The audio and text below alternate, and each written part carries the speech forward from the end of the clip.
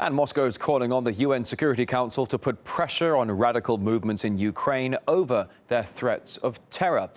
Meanwhile, the Russian Federation Council is urging the Kremlin to withdraw its ambassador from the United States. More now from Vitaly Churkin. She reports from Washington. What Russia brings to the UN is the message that those who, through force, took power in Kiev should not count on using force against people in Crimea and other parts of Ukraine that had no say in the power grab at Maidan. The Russian envoy to the UN called on Kiev and those who have influence on Kiev to bring the situation in the country on a, quote, political, constitutional track.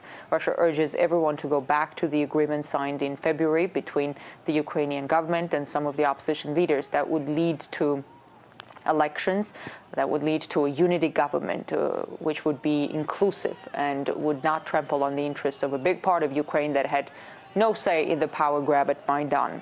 In the meantime, Russia calls for decision makers in Kiev and in the West to rein in, as the ambassador said, the radicals in Ukraine who have very anti-Russian sentiments and who present danger to the Russian-speaking population in Ukraine. Russia says if the Russian-speaking population in Ukraine is in danger, it will take measures to protect them under international law.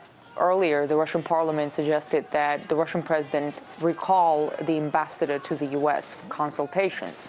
We don't know whether or not the Russian president will actually do that, but Russian lawmakers say this proposal was in reaction to President Obama saying Russia would pay if it intervened in Ukraine.